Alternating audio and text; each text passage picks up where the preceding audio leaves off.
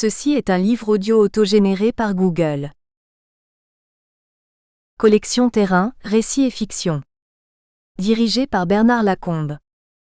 La collection Terrain, récits et fiction prend en compte l'ambition des sciences sociales, sciences du récit par excellence, d'intégrer l'ensemble des formes d'écriture. Ajustant la forme de l'écrit au sens du terrain, explicitant ainsi l'expérience qu'ils ont vécue, les auteurs de cette collection interrogent par leurs textes le sens du récit dans les sciences sociales et le poids de la fiction dans le discours scientifique. Le logo de la collection est dessiné par Chantal Perrault-Lacombe. Il représente un serpent boaba du Burkina Faso. Déjà paru. Paulin Nguema-Obam, Mythes et légendes Fang, 2009. Elisabeth Levasseur-Schreiner, Mémoire d'une Bavaroise en pays de Caux, 2009. Henri Bouillon, L'héritage de sang, 2009. Yann Benoît, Sans logis de Paris à Nanterre. Ethnographie d'une domination ordinaire, 2009. Abdallah Gnaba, La mémoire réinventée. Chronique anthropologique d'une association vietnamienne de Paris, 2008. Marie-France Ressec, Le tabac dans tous ses états, 2008. Weni Soalma, La case aux fétiches légende des savanes d'Afrique, Burkina-Niger, 2008. Adama Koulibaly, Conte Toussiant de Pény. Burkina Faso, 2006. Sarata Traoré, Mariage et célibat à Ouagadougou, 2005. Bernard Germain Lacombe, Ethnographique récit de voyage, 2003. Moussa Ouattara, Le grain, Rire et blague à Bobo Dioulasso, Burkina Faso, 2003. Sarata Traoré, Femmes dans le miroir de leur récit, Mariage et célibat à Ouagadougou, 2003. Arthur Tsouari, L'arbre des sagesses, Mbungi, The Tree of Wisdom, 850 proverbes Bimbe, Congo, ouvrage trilingue, 2001. À mes compagnons africains de brousse à qui je dois tant. À Ousseynou Gueye. Mon chauffeur, mon ami, fidèle, fraternel, irremplaçable. À tous mes collègues brésiliens qui m'ont si bien accueilli, et parmi lesquels j'ai vécu des années inoubliables. Je n'aime dans l'histoire que les anecdotes. Prosper Mérimée. Chronique du règne de Charles IX, 1830. Village Mossi, Burkina Faso. Fil de fer sur le bac de Gao, Mali. Chapitre 1 Sénégal. Ma première affectation à l'ORSTOM, Office de recherche scientifique et technique d'outre-mer, Dakar. Arrivé seul à Dakar, début 1967, j'ai encore une fois l'agréable surprise d'une rencontre inopinée. Seul, car mon épouse a dû être opérée d'urgence juste avant notre départ de Paris. On m'a dit avant de partir que je serais accueilli à mon arrivée par deux collègues plus anciens. Charles T. et Georges F., drôle de nom slave, pensais-je. À l'arrivée à l'aéroport de Yoff, au milieu de la foule grouillante et bruyante qui, singulièrement en Afrique, envahit les halls d'arrivée, je cherche mes deux collègues que je ne connais pas. Je lève les yeux et aperçois alors, au-dessus d'une balustrade vitrée, une pancarte de carton qui s'agite et sur laquelle est écrite en gros en rouge ORSTOM. Juste dessous une paire de jambes nues et des mollets galbés et bronzés qui, plus de 12 ans après, me reviennent en mémoire. F. Georges F., qui était pensionnaire à Ley, école primaire supérieure d'Anna-Leikli, à Tananarive, devenu ensuite le lycée Rabé Arrivello. En 1954, il est en classe de 3e et moi en 4e. Il a été chargé de façonner une carte de France en relief à l'aide de pâtes à modeler de différentes couleurs correspondant aux différents niveaux d'altitude. Plaine en vert, faible relief en jaune, moyenne montagne en orangé, haut relief en rouge. Il réalise cette carte suspendue au mur, au fond de la salle d'études principale, juchée sur un escabeau. Il est toujours vêtu d'un short kaki. Le short kaki et les muscles allongés des mollets, si caractéristiques chez lui, sont bien là, des années après au-dessus de ma tête. Je ne les ai pas oubliés. Quel hasard de le rencontrer si loin et si longtemps après, fonctionnaire dans la même boîte que moi. Nous nous sommes rejoints à la livraison des bagages. Il avait fait l'école supérieure d'agronomie de Grignon, et avait opté pour la botanique. Charles T., qui est avec lui, est pédologue et a fait ses études supérieures en sciences de la Terre à Strasbourg. Ils me conduisent au château de Bel-Air. Grande bâtisse appelée pompeusement de ce nom qui abrite au rez-de-chaussée les bureaux des sciences humaines et à l'étage, quelques chambres de passage. René F., le chef du centre Orstom de Dakar, pédologue lui aussi, mais absent à ce moment-là, a fait dire que ce logement n'était que provisoire. Un appartement neuf situé rue Félix Faure sur le plateau, quartier européen de la ville, serait très prochainement disponible. À cette époque, nous étions logés et meublés gratuitement par l'organisme. Georges F., célibataire, y habite déjà un studio. Il s'agit d'un immeuble de briques rouges, situé au croisement des rues Hassani et Mohamed V. Hassani et Mohamed V comme disent les Sénégalais, peu familiers des chiffres romains. C'est une rue cosmopolite très animée du plateau où siègent bar, restaurant, la boîte de nuit le Black and White et des boutiques diverses de commerçants, les Bana Bana. Un livre récent raconte les aventures qui se déroulent dans cette voie typique de la ville de la rue Félix Faure, c'est la rue de la vie, des bars clandestins, des tripots où coule à flot le vin qui ravive Alpierre et la bière la Gazelle Kumba. Dans la rue Félix Faure se côtoient dans des éclats de rire des jeunes femmes au dos nu, se mêlent dans un énorme tohu-bohu des gens venus de tous les horizons, miséreux à la poursuite de leurs rêves, immigrés capverdiens. La rue Félix Faure est la rue de Dieu. Parmi ces gens venus d'ailleurs, il y a donc, depuis peu, des jeunes chercheurs français et leurs femmes. J'y aménage quelques jours avant que ma femme ne vienne me rejoindre à Dakar. Appartement neuf de 3 pièces dont une vaste salle de séjour à large baie vitrée donnant sur le croisement des 2 rues précédemment citées, meubles neufs ou récents dont un canapé et des fauteuils de sky rouge. Il n'y a rien à dire, de la vie même des anciens et de leurs épouses, nous sommes gâtés. Notre déménagement arrive peu après. Quelle joie de ranger nos affaires de jeunes mariés, parmi lesquels de nombreux cadeaux de mariage non encore ouverts. Nous habitons au second étage juste au coin des 2 rues. Un balcon circulaire permet une vue plongeante sur les 2 voies grouillantes de vie. Comme voisins d'étage, nous avons Georges F., botaniste, et Jean-Marie W., géologue, dans des studios de célibataires. Juste au-dessus Jean-Louis C., vétérinaire et Irène son épouse, au-dessous J.C. P., géologue et H. son épouse, tous collègues de l'Orstom. Fabienne, en convalescence, se plaît tout de suite. Elle est en pourparlers pour un poste de chimiste au BRGM, Bureau de recherche géologique et minière, fort actif en Afrique de l'Ouest. On sort beaucoup. Une bouteille de whisky graduée et à notre nom nous attend dans 3 boîtes de nuit très fréquentées de Dakar. Le Kings, le Niani et notre favori, le 732, dont l'intensité des décibels est redoutable. J'ai retrouvé, encore un hasard de rencontre, ce vieux copain d'enfance de Tananarive, Marc T. Il est mécanicien à Air Afrique. Nous nous sommes perdus de vue depuis 1961. J'ai entendu son nom fortuitement au cours d'un repas, et ai décidé de le rencontrer sans qu'il le sache, sur son lieu de travail à l'aéroport de Yoff. Il est entouré de grands noirs en treillis bleus qui s'agitent sous une caravelle. Je le fais appeler, c'est l'explosion de joie de se retrouver. Il me fait connaître la bande de célibataires qui font popote avec lui. Dans la maison de l'un d'eux localisée dans le quartier du Point E, un boy cuisinier fait les courses et prépare les repas pour une dizaine de jeunes hommes, coopérants enseignants ou employés dans diverses entreprises françaises installées dans la capitale sénégalaise. L'un d'entre eux, Roland T., géologue au BRGM, deviendra un ami cher. L'ambiance y est chaude comme on dit en Afrique. Affecté à Dakar pour travailler dans les divers pays de l'Afrique de l'Ouest, y compris au Sénégal, j'y resterai 9 ans. 9 années de jeune époux puis de papa, de longues périodes de brousse, de séparations familiales difficiles, de travail dur mais passionnant, de rencontres fructueuses parfois surprenantes, d'isolement profitable à la réflexion et à la maturité, d'observations naturalistes riches, d'amitiés nouvelles, d'aventures multiples qui sont comptées ici. Bien plus tard, passionné par les écrits de Blaise Cendrars, j'apprends qu'en 1924, en route vers le Brésil, l'écrivain fait escale à Dakar et écrit Dakar, beauté des négresses vêtues dans leurs boubous orangés, or, bleu, blanc. Aucune femme au monde ne possède cette distinction, cette noblesse, cette démarche, cette allure, ce port, cette élégance, cette nonchalance, ce raffinement, cette propreté, cette hygiène, cette santé, cet optimisme, cette inconscience, cette jeunesse, ce goût. C'est l'image que je garde de ces femmes sénégalaises allant au-devant de l'arrivée des barques chargées de poissons à Soumbédioune, les grands boubous volant au vent. Le Dakar, Niger.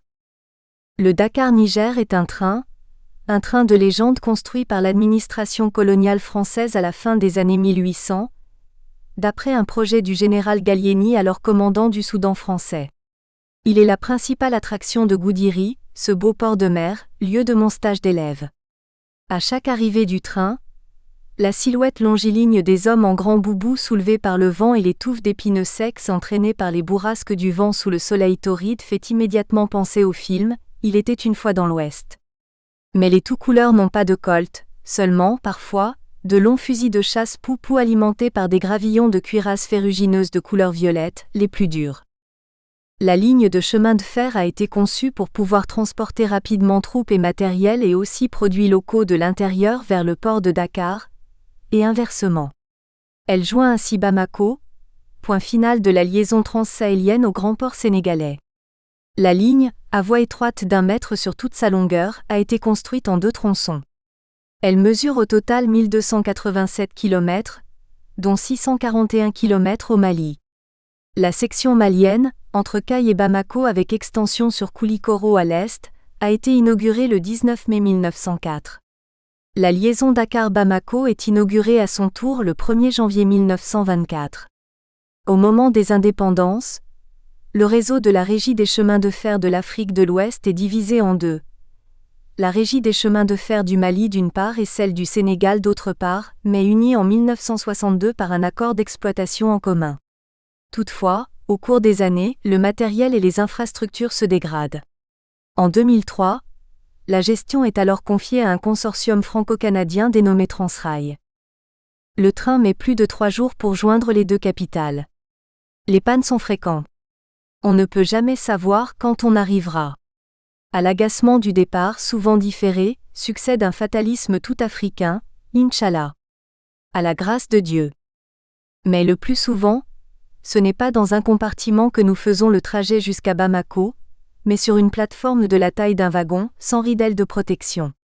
Il faut y faire monter la Land Rover, soit à l'aide de madriers, soit en grimpant sur un quai surélevé. C'est à chaque fois une manœuvre risquée. Il faut ensuite arrimer avec soin le véhicule avec des cordes solides que nous avons avec nous, et serrer de toutes nos forces car à chaque démarrage, et Dieu sait s'il y a d'arrêt, malgré l'arrimage, la voiture bouge. Des cales de bois placées sous les roues ont résolu le problème. Une fois cela fait, nous nous installons comme s'il s'agissait d'un camp. Les lits sont dépliés, disposés à un emplacement de choix compte tenu du vent, et solidement arrimés à leur tour. Les moustiquaires sont à leur tour montés sur leurs tringles amovibles. Enfin, les sacs de couchage et draps, sacs à viande sont étendus. Nous sommes prêts à affronter au mieux les 3 jours et 2 nuits du long voyage. Les moustiquaires sont indispensables car la nuit, au cours des nombreux arrêts dans les gares, des escadrilles de mauvais moustiques attaquent. Le jour, dès l'entrée au Mali, les attaques proviennent des mouches tsetse, dont la vitesse est supérieure à celle du train et qui piquent au travers du jean le plus épais qui soit. Les piqûres sont douloureuses et même si l'on sait qu'une seule bestiole sur 1000 est infectée, on n'est pas tranquille. Au cours de la traversée des zones humides ou des forêts, nous passons le propre de notre temps au lit, sous la moustiquaire. Oussenougé dit Fildefer, mon chauffeur sénégalais, compagnon des longues missions, n'a pas oublié le fourneau malgache et le charbon qui, amarré lui aussi et allumé en permanence, permet de cuire le riz, de faire griller viande et épis de maïs, de chauffer l'eau pour le thé et le café. La plupart des denrées peuvent être achetées dans les gares, auprès des innombrables petits marchands ambulants. Ils sont toujours là, malgré les retards, même au beau milieu de la nuit, animés, riant, vantant leurs marchandises et interpellant les clients potentiels. Certains arrêts, dans des agglomérations plus importantes comme Kidira ou Caille, sont suffisamment longs pour permettre de faire un tour en ville, ce que Fildefer ne manque pas de faire. Il y a toujours quelqu'un qu'il connaît, ou qui connaît un proche pour bavarder, se passer des informations utiles, rigoler un peu. Un de ces arrêts a occasionné un petit différend. Je descends du train pour prendre en photo mes compagnons allongés sur leur lit. Il fait nuit, l'éclair du flash illumine jusqu'au wagon suivant. Un voyageur en descend, furieux. « Monsieur, vous n'avez pas le droit de nous prendre en photo sans nous demander la permission de le faire. Vous le savez. Il faut nous dédommager. » Avec la même emphase, je lui réponds. « Monsieur, je ne vous ai pas pris en photo, j'ai pris mes amis ci-devant. Je ne vois pas pour quelle raison, d'ailleurs, je vous aurais pris. Vous devez nous payer ce cliché, insiste-t-il.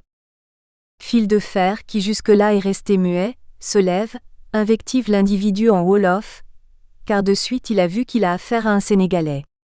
Le ton monte, les jurons pleuvent. Le chef de gare qui vient siffler le départ s'en mêle. Je lui dis que si le mauvais coucheur le veut, je peux prendre son nom et son adresse et lui envoyer la photo une fois qu'elle sera développée, mais je ne lui donnerai pas un centime.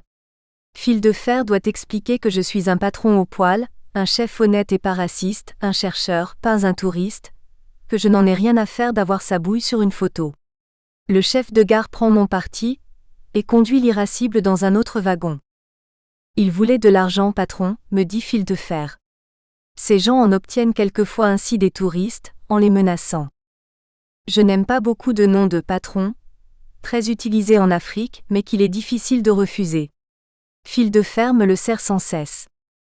J'admets qu'on ne peut prendre des photos de personnes, de femmes en particulier sans le leur demander, mais un vilain comme lui qui souhaiterait en conserver le souvenir?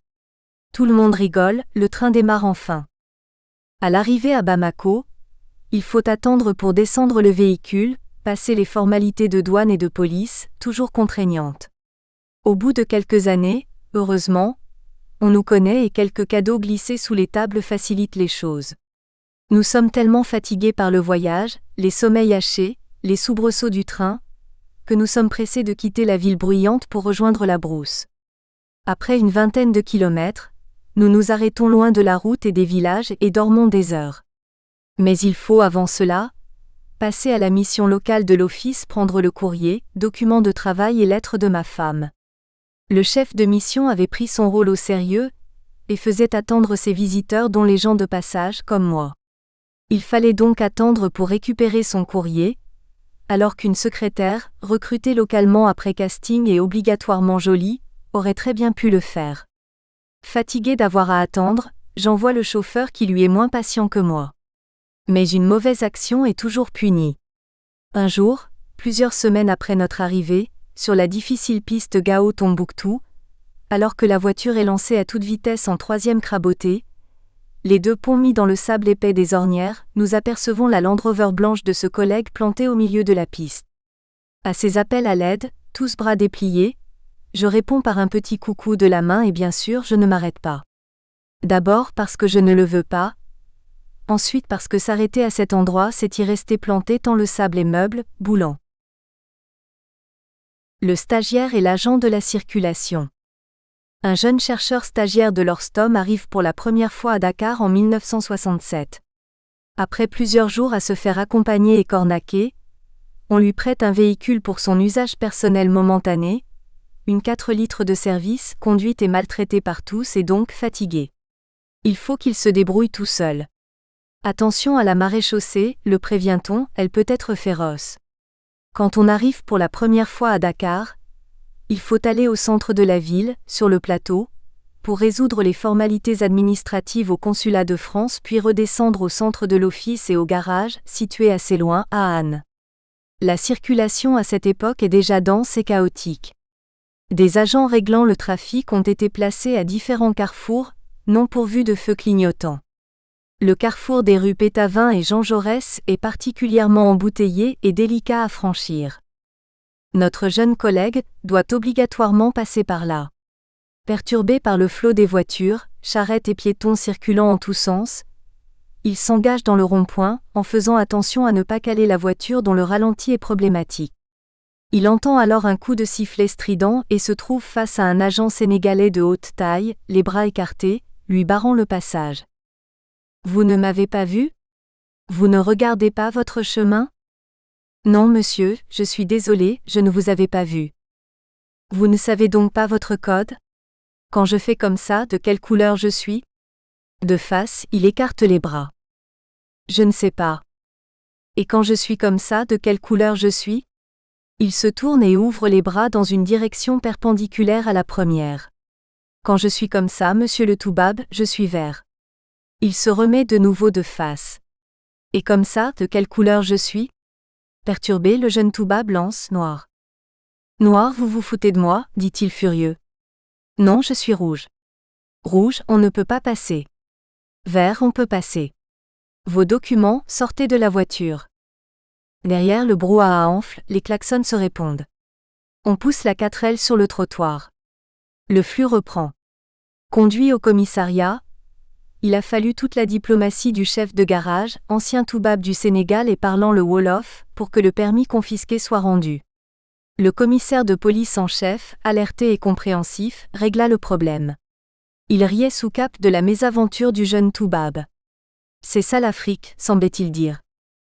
Une autre fois, un collègue est arrêté par un agent de police dans la ville côtière de Mbour pour excès de vitesse. Mais je n'étais pas en excès de vitesse, monsieur l'agent, se plaint-il. Je roulais à 40 km/h. Monsieur, je suis assermenté, ma parole seule compte. Vous n'étiez peut-être pas en excès de vitesse, mais vous rouliez à une vitesse excessive, j'en suis juge. Vitesse excessive ne veut pas dire excès de vitesse. Venez avec moi au commissariat. Le collègue était tombé sur un agent de la circulation qui connaissait toutes les nuances de la langue française. Il a fallu qu'il paye sa contravention sur laquelle était inscrit « excès de vitesse ». C'est dur l'Afrique, un patron. Les deux pêcheurs, le filet, le piège. Au centre Orstom, à Anne, mon bureau donne sur une allée et est accessible aux visiteurs de l'extérieur qui peuvent ainsi ne pas passer par l'entrée principale. Je reçois tous les matins la visite de deux pêcheurs, frères sans doute, qui de retour de la pêche en mer sur leur bateau viennent me proposer leurs prises, tiof, bonites maquereaux, dorades, truites de mer et surtout soles de roche on ne peut plus fraîches, qui font le bonheur de mes deux filles et de mon épouse. J'en achète donc régulièrement et paye rubis sur l'ongle, ce qui fait de moi un acheteur privilégié, le premier servi. J'aime bien ces deux gores, garçons, et nous échangeons des nouvelles de la famille, du pays, du temps sur la mer, des poissons. Ils arrivent un jour, fatigués, les larmes aux yeux. Nakanga Def, comment ça va? Que vous arrive-t-il? C'est un grand malheur, patron Toubab. Notre filet qui était presque neuf a été complètement déchiré et emporté par un gros cargo qui nous a croisés la nuit.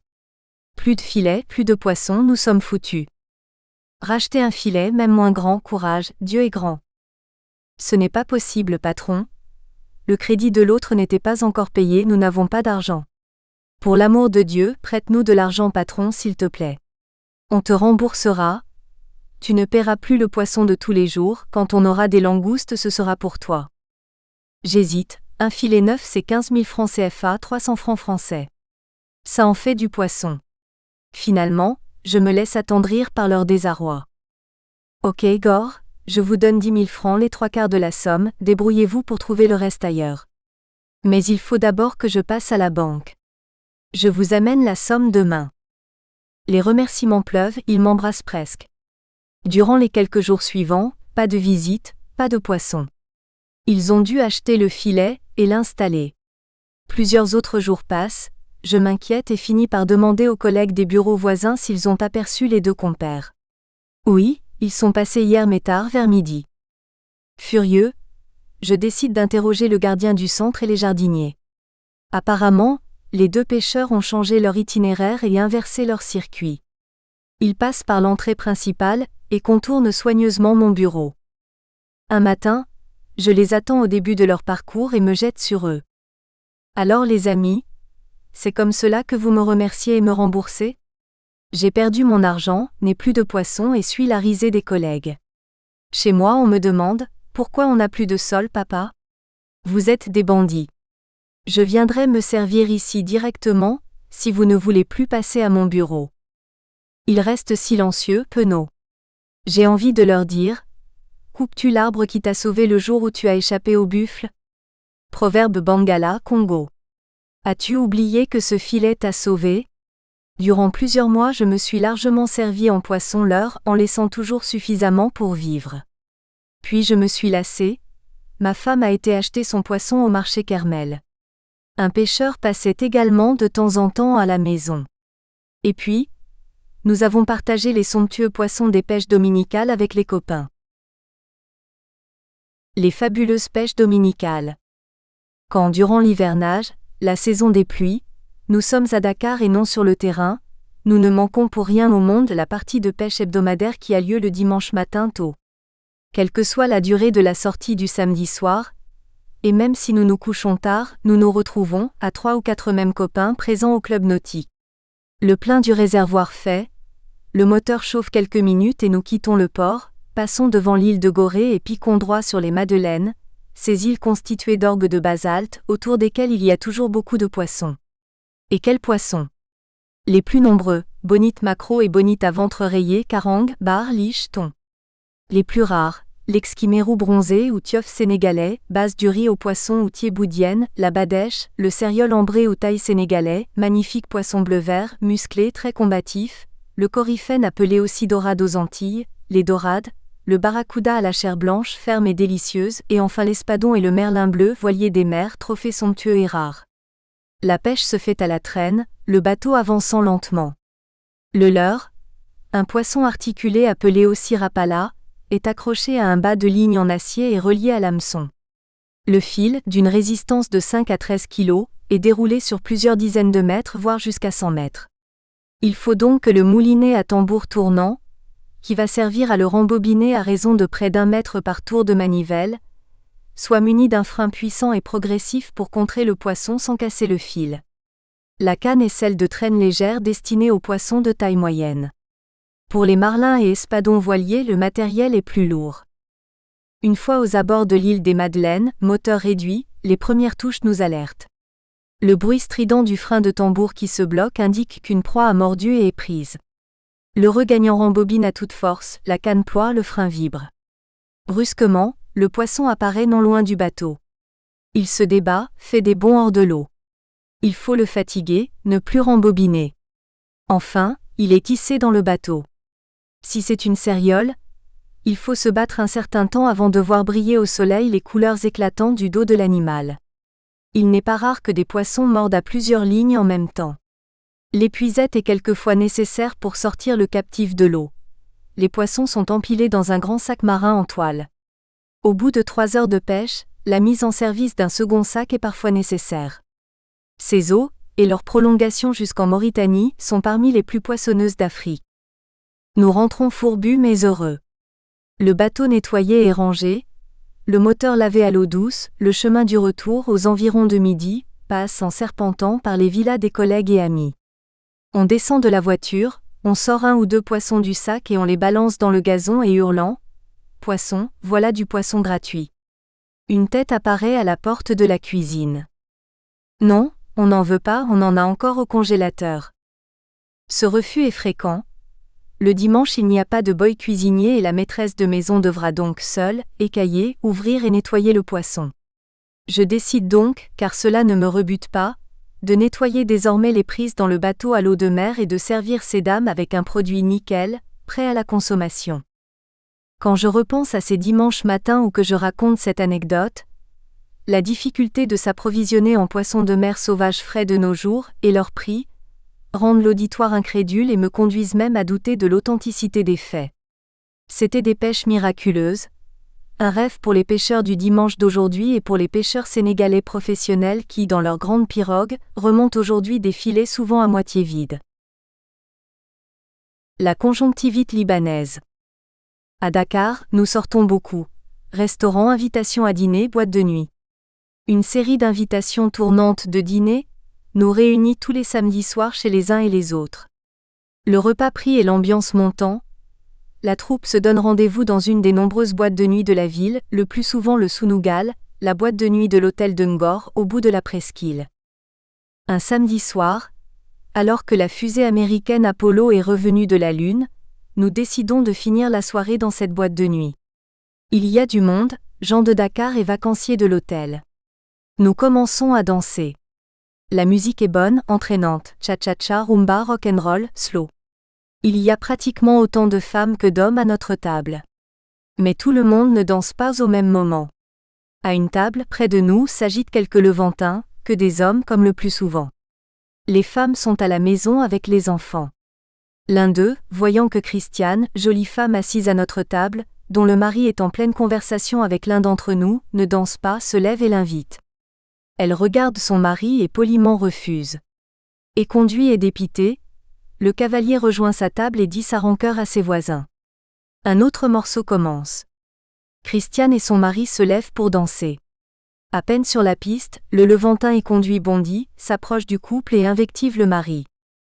Elle m'a dit qu'elle ne savait pas danser, hurle-t-il. Non, J'ai dit que je ne voulais pas danser ce morceau, c'est tout. De toute façon, tu n'as rien à dire, renchérit le mari. La querelle s'envenime, les protagonistes en viennent aux mains au milieu des autres couples qui s'écartent. Le mari reçoit un coup de poing dans l'œil gauche, qui tuméfié prend sur son pourtour une teinte bleue.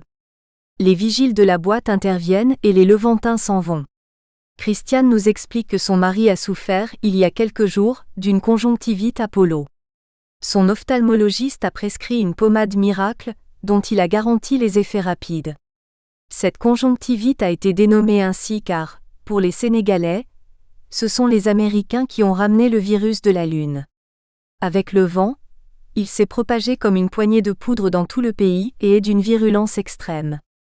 Le lundi matin, notre ami va revoir son médecin spécialiste et lui montre son œil.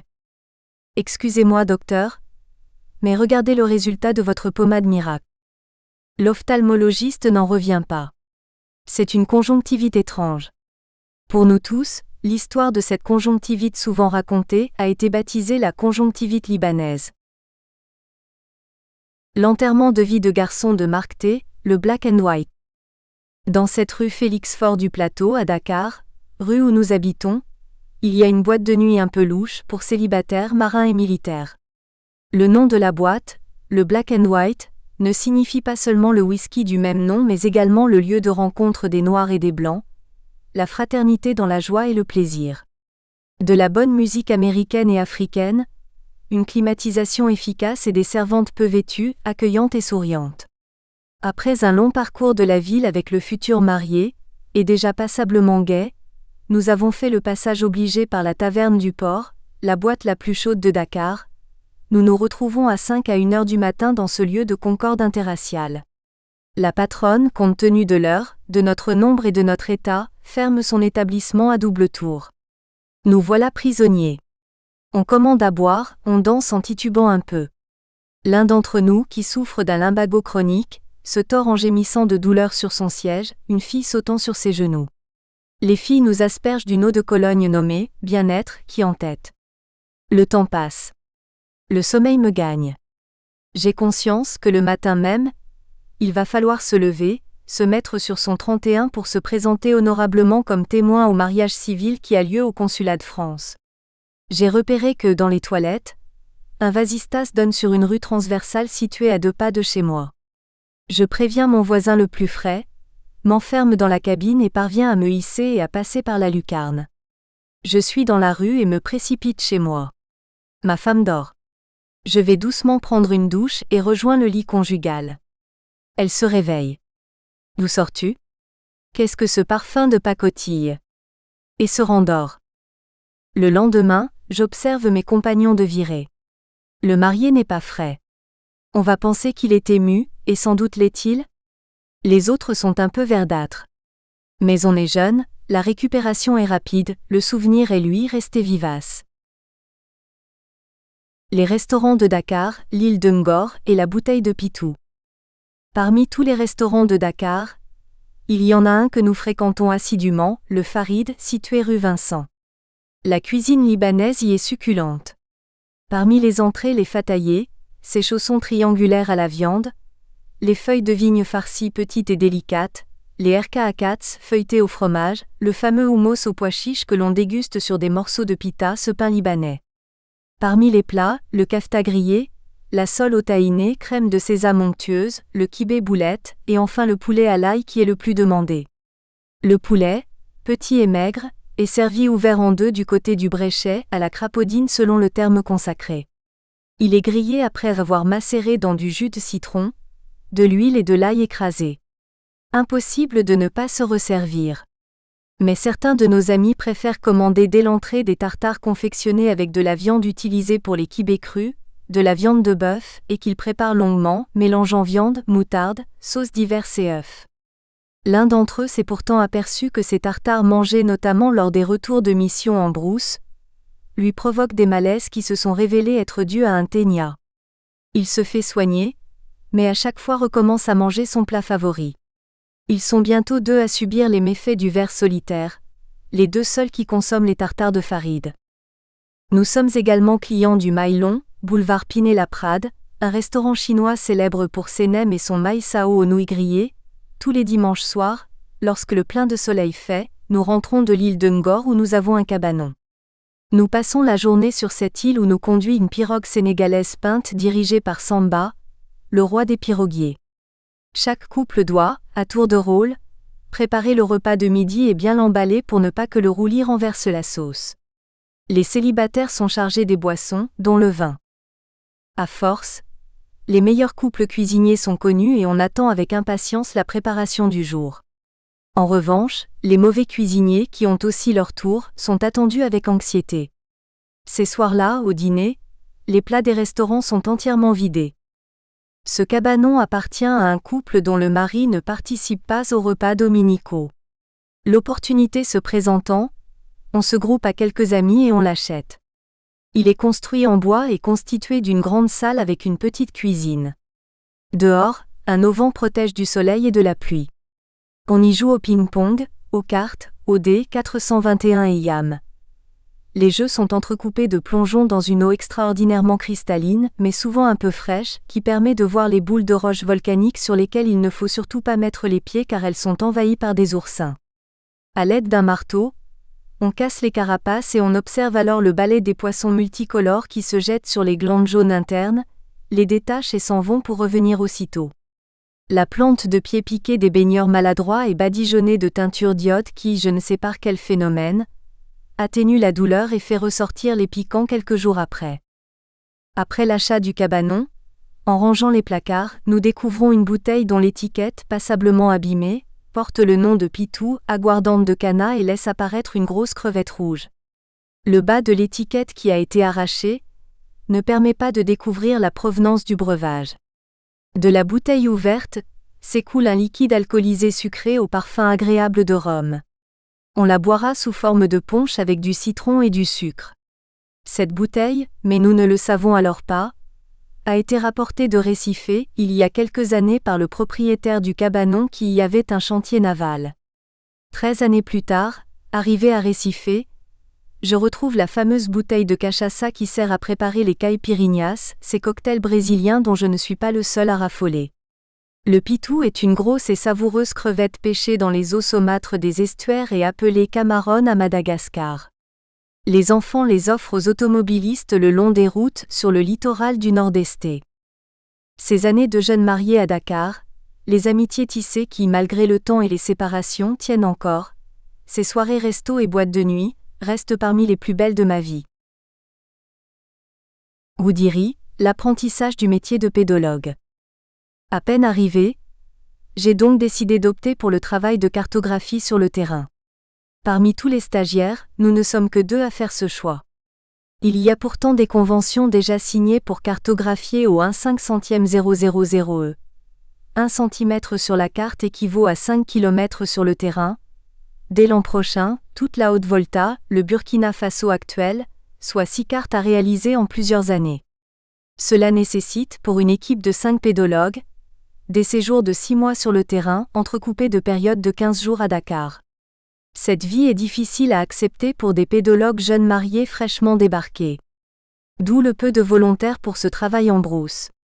Les travaux dans les bureaux et laboratoires climatisés du centre de Dakar, les sorties sur les plages, les restaurants de Dakar, les alizés rafraîchissants sont le plus souvent préférés, à la grande joie des épouses et des enfants de la plupart des chercheurs. Mais avant de gagner la Haute-Volta, il me faut pour terminer ma 2e année d'élève effectuer seul un stage de cartographie sur le terrain. Le directeur du centre Roger F., pédologue lui-même, a choisi la région de Goudiri, au Sénégal oriental, lieu de sols rouges énigmatiques. Goudiri est une bourgade d'1 millier d'habitants, en majorité des Peuls et des tout couleurs. Elle est située à près de 600 km à l'est de Dakar et est la capitale du Boundou qui faisait partie de l'ancien et puissant empire soninké. La pluviométrie moyenne annuelle, qui était d'environ 800 mm à la fin des années 60, est maintenant tombée à 5 à 600 mm après la longue période de sécheresse qui a suivi ces années. Il y fait chaud. Au mois d'avril, juste avant les grandes chaleurs de mai et juin, il fait 26 degrés à 6 heures du matin et 43 degrés à midi. Il faut rappeler que le pôle thermique de toute la région est situé à Kaye, au Mali, Pas très loin de là. La chaleur est intenable. Stockée dans les cuirasses ferrugineuses qui affleurent et constituent le substrat quasi général du paysage, l'énergie accumulée est généreusement restituée durant la nuit. La savane arborée qui entoure la ville paraît ne plus vivre durant les après-midi torrides. Hommes et bêtes se terrent. L'humidité de l'air qui tombe à 30% ne permet pas de savoir si l'on transpire ou pas. Seule une mince couche de sel sur le front indique que la sueur s'est évaporée. Il faut alors se méfier et avaler tous les matins des comprimés de sel pour éviter les maux de tête et étourdissements pénibles de fin de journée qui peuvent déboucher sur une déshydratation dangereuse. La route qui conduit à Goudiry passe successivement par Mbour, Kaolack et Tambacounda. Le goudron s'arrête à Kaolack. La piste de latérite large est plus ou moins bien entretenue suivant la saison jusqu'à Tambacounda, mais se rétrécit et se détériore ensuite. Sur plus de 100 km, des portions de tôle ondulée de belle amplitude et de nids de poules se succèdent alors. Doubler devient périlleux tant la poussière soulevée par le véhicule qui vous précède, et qui fait tout pour ne pas être dépassé, est dense. Et on ne peut absolument pas voir le véhicule qui, malencontreusement, peut surgir en face. La route, censée aller jusqu'au Mali, s'arrête à Kidira situé à 70 km sur la Falémé, affluent du fleuve Sénégal. On ne peut franchir la Falémé en voiture, à moins d'emprunter le pont du chemin de fer et de rouler sur les rails, ce qui est formellement interdit, mais pratiqué parfois de nuit en jeep, nuitamment comme disent les Africains pour échapper aux gendarmes. La famille B, Simon et la cuisine libanaise. Une famille de commerçants libanais maronites, les B, habite une grande maison en dur, l'une des rares du village, face au gîte d'étape appelé campement situé de l'autre côté de la voie, où j'ai élu domicile.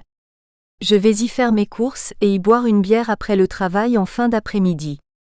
La famille est constituée des grands-parents qui tiennent la boutique, du fils marié, Simon, qui a 3 enfants et qui prospecte, achète et vend du matériel de construction, des pièces automobiles, du carburant. Sa sœur Samia s'occupe de la maison et de la cuisine. Je fais rapidement connaissance avec l'ensemble de la famille, suis invité à déjeuner le dimanche. Simon, le fils, est un colosse capable de soulever sa petite Jeep Willys pour changer une roue. Il sait tout faire et est un bon mécanicien. Je l'ai tiré d'un mauvais pas un soir où il était en panne avec son camion dans un village éloigné, et nous avons lié une réelle amitié. J'ai fini par passer toutes mes soirées chez eux.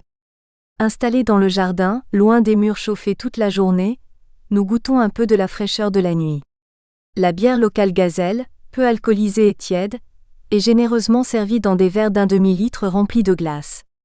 Le liquide, versé lentement dans le verre, passe entre les cubes de glace et est immédiatement bu pour ne pas se charger d'eau. L'opération est renouvelée, jusqu'à ce que la bouteille de 75 centilitres soit vide. Le dimanche, Simon prépare le repas, kibé de viande de bœuf grillée, kibé de foie de mouton cru, kebab d'hiver, poulet à l'ail, servi avec des navets rouges au vinaigre et des aubergines confites dans l'huile. Ces dernières, issues du jardin et de petite taille, sont préparées farcies de cacahuètes pilées et mises en bocaux avec amour, par la mère de Simon. Et surtout, et toujours, le vrai taboulé libanais, si différent des taboulés européens qui sont devenus des salades de semoule de couscous à la tomate et au persil. Simon a des mains énormes, mais il prépare le taboulé avec un soin infini. Il découpe les brins de persil et les feuilles de menthe très finement, délicatement, en prenant son temps au couteau, surtout pas au mixé ou au mouli persil qui broie les feuilles et fait ressortir les sucs. La quantité de persil me paraît disproportionnée. C'est cependant ainsi que le vrai taboulé doit être fait. Le boulgour, préféré à la semoule de blé, est le composant minoritaire. Le jus de citron vert lime, issu du jardin, est incorporé à la fin avec l'huile d'olive pour ne pas cuire le persil. Le persil et la menthe poussent dans un potager divisé en petites parcelles dans lesquelles, à la terre rouge et sableuse peu fertile, est rajouté du fumier de vache et de mouton préalablement composté avec les épluchures et débris végétaux du jardin. Arrosées quotidiennement avec l'eau du puits, ces parcelles fournissent des récoltes abondantes toute l'année. Il y a des parcelles de tomates, d'aubergines, de laitues, d'herbes aromatiques diverses. Rien ne manque et toute la famille puise, sans restriction, dans ce jardin d'Éden qui leur rappelle l'atmosphère et l'abondance de leur Liban montagneux natal. Une vigne a même été plantée mais ne donne pas de fruits. Le verger est plus pauvre, mais contient tout de même plusieurs pieds de manguier, citronnier lime, pomme cannelle, corosol. Le tout est cultivé biologiquement, car le climat sec et chaud enraye la prolifération des pucerons et autres nuisibles, et la famille ne dispose pas de pesticides.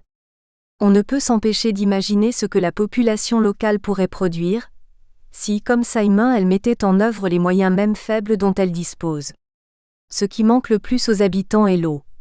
Les formations gréseuses du continental terminal, le substrat régional, recèlent une importante nappe d'eau de très bonne qualité chimique et biologique, mais celle-ci n'est atteinte que par les puits de 60 mètres de profondeur et plus qui coûtent fort cher à creuser manuellement et à aménager. Cimenté, couvert et curé régulièrement, celui de Simon est une vraie richesse. En 50 ans et malgré la quantité d'eau prélevée quotidiennement et la présence d'un forage administratif proche qui aurait pu diminuer son débit, il n'avait jamais tari. L'or vaut quelque chose, la terre, elle, ne vaut rien. Simon B., en commerçant au plus haut point mercantile, se demande bien ce que je viens faire dans ce coin pauvre et abandonné. L'abondance et la qualité de mon matériel et les moyens dont je dispose lui posent problème. Quelles études agronomiques peuvent pousser à investir tant pour cultiver du mil et du sorgho, avec des rendements misérables sur ces sols pauvres? Simon fait le compte. Un Européen, un chauffeur sénégalais, une dizaine de manœuvres recrutées sur place et payées bien plus largement que la moyenne locale, une Land Rover en bon état, une quantité de carburant non limitée, des instruments de travail neufs, loupe puissante, boussole, clicimètre pour mesurer les pentes, piochon, code Munsell pour les couleurs, double mètre, décamètre, trousse à pH qui sert à déterminer l'acidité, fiole des apostrophes, acide pour mettre en évidence le calcaire, caisse popote complète, caisse à outils, trousse à pharmacie, sérum anti-serpent de l'Institut Pasteur, Bitis, Séchi, Naja, Lipico, lampe, sac plastique à échantillons, marqueur, bracelet en caoutchouc. Le travail que j'effectue consiste à faire creuser des fosses de 2 mètres sur 1 mètre et 2 mètres de profondeur dans les sites choisis au préalable pour leur représentativité, puis à observer le sol et délimiter les horizons, ses couches de couleurs et aspects différents, les décrire avec minutie et enfin d'en prélever soigneusement des échantillons d'1 kg placés dans des sacs en plastique étiquetés et répertoriés. Simon a voulu assister à l'étude d'une fosse située dans un champ de mil près de chez lui. Silencieux, il a écouté la subdivision et la description des horizons du profil de sol, la détermination des couleurs. Je lui explique que ce code Munsell des couleurs provient d'un catalogue des teintes pour tissus et tapis. Rien ne lui est épargné. La mesure des pH et leur signification, la détermination de la texture, de la granulométrie, de la structure, du mode d'agencement des agrégats, de la cohésion de ces agrégats, de la porosité, du mode d'enracinement des végétaux. Tout cela effectué sous le soleil et les attaques de mélipones, ces petites abeilles qui ne piquent heureusement pas mais entrent dans les oreilles, les yeux et le nez. Elles s'abreuvent de la sueur des animaux sauvages, gazelles et antilopes, des hommes également et butinent les fleurs sauvages des arbres de la brousse, certaines très odoriférantes. Leur miel est pour ces raisons, puissant et parfumé. Les ruches nichent dans les troncs et les branches d'arbres évidés. Les petites abeilles envahissent vos avant-bras et votre cou en sueur, entrent dans vos yeux. Il faut les écraser par dizaines. C'est l'enfer. À la fin de ce travail qui a duré pas loin de 2 heures, Simon n'y tient plus et me demande, inquisiteur à voix basse, « Et l'or, où est-il » Seule la recherche de l'or peut en effet, à ses yeux, motiver un tel labeur minutieux, un tel investissement et de telles dépenses. J'ai beau lui expliquer le soir même le but de mon travail, il ne me croit pas. Faire cela pour de l'or ou des pierres précieuses, d'accord, mais pas pour des sols au rendement misérable. Non, ce ne peut être vrai. Il en rit le soir même en contant à la famille entière ce qu'est mon travail, et ce que je prétends qu'il est et à quoi il sert. Je me moque d'eux à coup sûr. Plusieurs raisons peuvent expliquer leurs doutes. La présence d'or alluvionnaire dans la région de la Falémé, plus au sud, le fonçage intensif de nombreux puits d'orpailleurs à la frontière du Mali et surtout l'arrivée récente d'une forte équipe de prospection russe ayant entrepris le creusement de puits profonds à quelques dizaines de kilomètres de là. J'aurai d'ailleurs à rencontrer certains des prospecteurs et géologues russes un peu plus tard. Les Russes et l'or.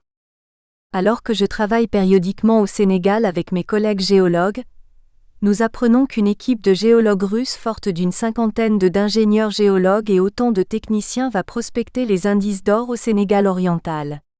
Ces indices se trouvent sous forme de minéralisation dans les formations rocheuses du Birimien, âgées de 2,2 milliards d'années.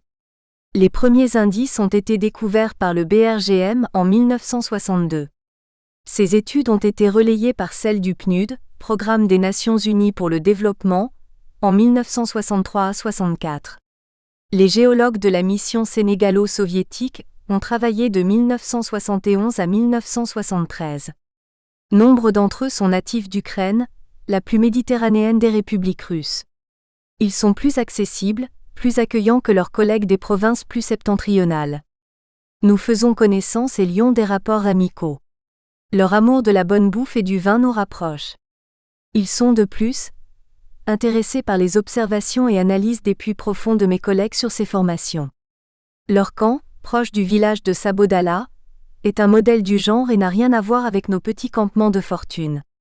Dès leur arrivée, et malgré les précautions d'hygiène qu'on leur a demandé de prendre, 2 d'entre eux ont contracté une méningite. Le camp s'est alors transformé en bastion prophylactique. L'eau utilisée pour la toilette est préalablement bouillie et passe par un serpentin pour se refroidir avant d'aboutir à une série de robinets. Pour se brosser les dents, chacun ouvre un robinet en tenant la brosse entre les dents pour ne pas qu'elle soit en contact avec l'évier. Ils sont étonnés par nos habitudes de vie dans la brousse. On consomme les produits des marchés, la viande à l'étal, les fruits et même les brochettes panées à la purée d'arachide pimentée, les succulents djibis que l'on coince dans du pain local. Leur pain est cuit avec attention dans un four par leur cuisinier. Nous prenons l'apéritif en soirée avec eux. Il n'est plus possible de trouver un seul poulet dans un rayon de 20 km autour de leur camp. Ils ont tout ratissé. Ils les font venir de plus loin encore, de la ville de Kédougou, la ville aux 1000 coqs. Nous plaisantons avec eux, ils adorent cela. Mais quand on leur demande comment vont les recherches, et l'or, ça marche ? Ils répondent par des proverbes russes qui sont équivalents aux nôtres. La sagesse populaire est la même partout. Une hirondelle ne fait pas le printemps, pierre qui roule n'amasse pas mousse. On n'en saura pas plus. J'ai tellement mis en boîte l'un d'eux, le spécialiste de ces proverbes, qu'un an plus tard à Dakar, j'ai reçu un exemplaire d'un recueil de proverbes russes traduits en français. Les hyènes attaquent. Une nuit, alors que je suis à Goudiri, que la saison sèche s'éternise et que la chaleur est encore intense, malgré les recommandations des anciens, j'ai vaporisé de l'eau sur mon lit avant de me coucher. Je suis réveillé par une suite de ricanements horribles, et des cris et appels répétés. Immédiatement, je saute de mon lit et repense à ce que m'a raconté Simon B. Les hyènes attaquent. Elles chassent en meute et ricanent lorsqu'elles ont trouvé une proie. Il s'agit cette nuit-là, d'une vache attachée à un arbre dans une concession voisine. Les hyènes tachetées, communes en Afrique sèche, ont un pelage tirant sur le marron et mesurent jusqu'à 1,50 m de long, pour un poids pouvant atteindre près de 100 kg. Leur arrière-train abaissé et leur démarche leur donnent une apparence peureuse trompeuse. En effet, c'est le seul animal capable de s'attaquer à un lion. Leur technique de chasse est efficace. Elles attaquent en bande menée par une femelle, l'organisation de la bande est matriarcale. Réputée charognard, la hyène est en réalité un redoutable et cruel prédateur. En fin de saison sèche, la faim la pousse à attaquer des animaux d'élevage. Mais l'essentiel de son alimentation est issu de la chasse. Ses mâchoires sont bien plus puissantes que celles du loup, jusqu'à 2 à 3 tonnes au centimètre carré contre une puissance d'une centaine de kilos seulement pour le loup. Les os sont broyés en totalité et avalés. À la lueur des lampes et des feux allumés alentour, on peut apercevoir la bande aux abois. Chacune à son tour, les hyènes fondent sur la pauvre bête attachée et en détachent un morceau, patte et ventre. « Il faut faire vite patron, va chercher ton fusil », me dit un paysan apeuré. Mais voilà qu'arrive Simon B armé de son calibre 12 chargé en chevrotine. Il doit tirer à plusieurs reprises pour qu'enfin, les bêtes refluent et se retirent. La vache, mal en point, devra être abattue. L'attaque n'a duré qu'une dizaine de minutes. L'ensemble du village se retrouve à l'aube autour de la bête qui sera découpée avec soin et mangée. « Il ne faut pas manger les morceaux mordus, c'est pas bon », me dit un paysan. Quelques jours plus tard, dans la brousse alentour, après la découverte de crottes séchées toutes blanches, on m'explique que ces cabinets pour elles, c'est-à-dire les excréments de hyènes qui ont une couleur blanche due au calcium des eaux ingérées. Le temps passe, il fait très chaud. Il va bientôt pleuvoir, me dit Simon. Il le sent. Il a des années d'habitude et certains signes ne trompent pas. Quelques arbres fleurissent avant même d'avoir des feuilles, l'humidité de l'air change, la siccité diminue. On attribue cela à la modification du déficit de saturation de l'air. Une fin d'après-midi, une grande clameur enfle au sud où le ciel est devenu noir. Les souffles d'air frais précédant la clameur des enfants qui courent sous les premières grosses gouttes qui s'abattent sur le sol et parfument aussitôt l'air. C'est la première tornade de la saison des pluies, de l'hivernage, mot utilisé à tort mais qui est employé dans ces contrées. Il va pleuvoir toute la nuit. Allongé sur mon lit de camp, sous la véranda du campement, je vais m'endormir d'un sommeil paisible, à l'unisson avec la douceur retrouvée de la nature. La richesse pharmacologique de la flore. L'apparente monotonie de la végétation de la savane cache bien des surprises. Un grand arbre attire le regard, l'Anogessus Leiocarpus à tronc gris tacheté de blanc qui rappelle le bouleau. Je le trouve élégant. Je viens de lire qu'un principe actif baptisé anogéline, issu de l'écorce de cet arbre agit sur l'amincissement de la peau, et a été commercialisé récemment en France, dans la gamme du corps bikini de Christian Dior. Un autre arbuste est remarquable, l'acacia séyal au tronc rouille ou vert émeraude. Il laisse exsuder de son tronc une gomme appelée arabique, par analogie avec la gomme de l'acacia sénégal. Une centaine d'espèces d'acacia sont susceptibles, en zone tropicale essentiellement africaine, de fournir la gomme arabique. Localement, cette gomme a 1000 utilités. Sucrée, c'est une friandise à mâcher, c'est pour les textiles un agent de solidification et de brillance. Elle imperméabilise les toitures, sert de cosmétique et de médicaments. La gomme arabique est utilisée pour le collage des timbres, lettres et étiquettes. Qui ne se souvient des bureaux de poste africains, où un pinceau trempé dans un pot de colle jaune dégoulinant était à la disposition des usagers. La région de Tambacounda et de Goudiri, où je travaille, est la principale zone de production au Sénégal qui est l'un des principaux exportateurs avec l'Inde de ces gommes. Il faut y ajouter l'exsudat d'un arbre qui n'est pas un acacia, le Sterculia setigera, cet arbre de belle taille au tronc bariolé d'esquamé dont les racines percent l'épaisse cuirasse ferrugineuse. C'est l'un des premiers que j'ai appris à connaître. Son importance économique régionale et nationale est notable car le prix de sa gomme est supérieur à celle de d'acacia, et constitue un apport non négligeable de revenus à de nombreuses familles. Un essor récent est prometteur, celui vers les pays européens dans le domaine des produits diététiques et amaigrissants et dans celui de l'industrie de pointe, robotique et micro-informatique, pour la fabrication de certaines pièces de précision. Je ne parlerai pas de toutes les espèces végétales à usage médical et vétérinaire, pharmacopée locale gigantesque utilisée localement à des usages alimentaires et culinaires ou domestiques, ou artisanaux et industriels, que les Occidentaux découvrent et étudient activement maintenant. Tous mes manœuvres en connaissaient les principales, c'est-à-dire plusieurs centaines, bagages incroyables pour qui ne sait ni lire ni écrire. Que dire des arbres et arbustes sauvages, non cultivés, porteurs de fruits succulents qui échappent à la connaissance des gens des villes, européens et africains?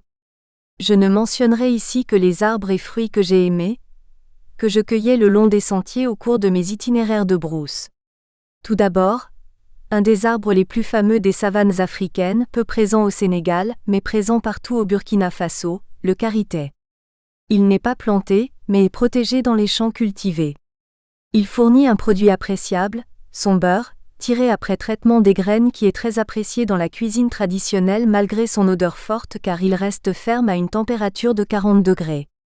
Depuis peu, il est plébiscité par toutes les femmes européennes soucieuses de leur peau et de leurs cheveux. La pulpe sucrée de son fruit est très désaltérante.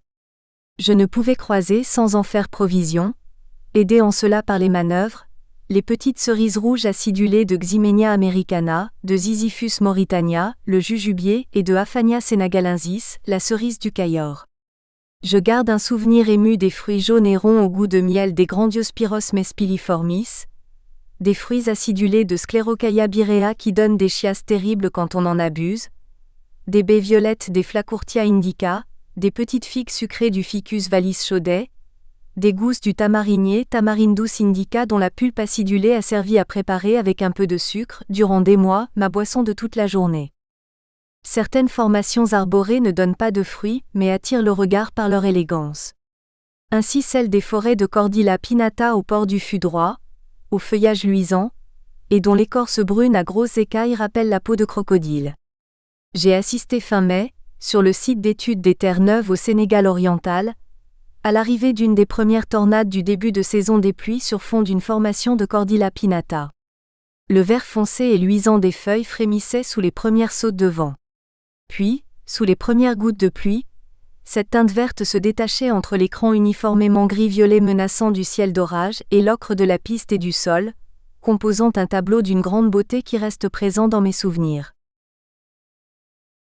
Le Quinqueliba, remède dans la garrigue. Je ne pense pas avoir passé une seule de mes nombreuses nuits en brousse, sans avoir avalé un bol d'infusion de Quinqueliba avant de me coucher. Toute l'équipe des manœuvres faisait de même. Les feuilles rouges-jaunes fanées ou pas du Combretum micranthum, qui est un arbuste très répandu dans les régions sahéliennes et soudaniennes, servaient à préparer la tisane. C'était un puissant diurétique. Le breuvage chaud avait la couleur du thé, et un goût agréable si on lui rajoutait un peu de sucre. L'arbuste poussait souvent sur une termitière morte. Rares étaient les bivouacs sans un de ces arbustes à proximité. Les manœuvres, en fin de mission, en récoltaient beaucoup, roulaient des branches garnies de feuilles sur elles-mêmes et les attachaient. Les rouleaux étaient vendus par les femmes au retour en ville. Dans mon village de l'Hérault, bien des années plus tard, j'ai pu vérifier la renommée de la potion.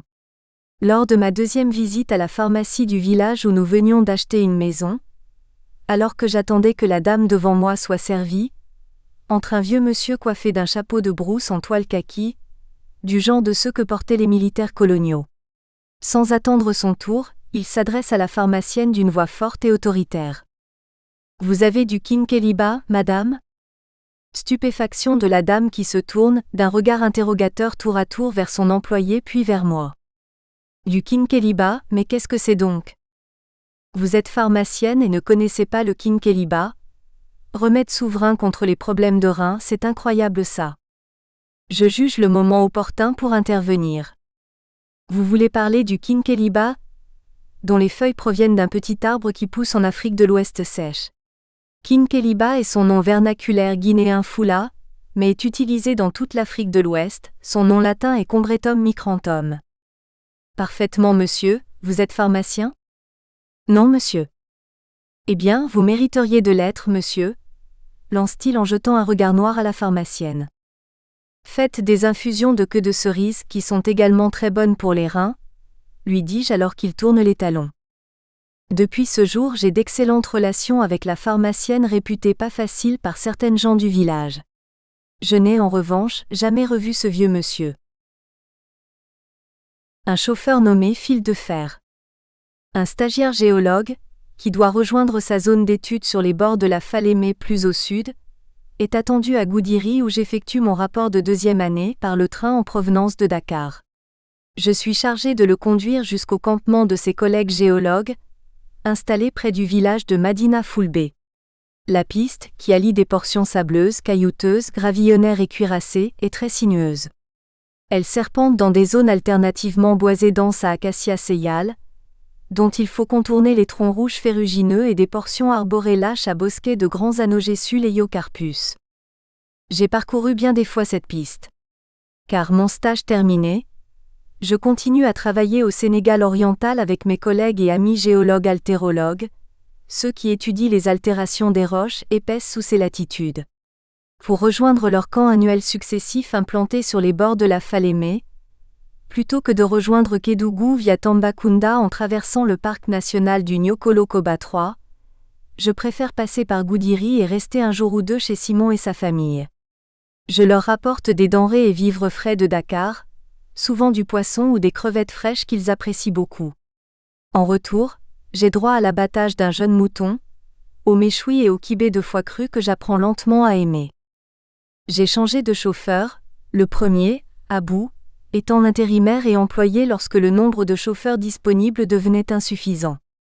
J'ai la chance de me voir attribuer au CNOG, dit fil de... Nous espérons que vous avez apprécié cet aperçu. Pour continuer à écouter ce livre audio sur Google Play Livres, utilisez le lien dans la description de la vidéo.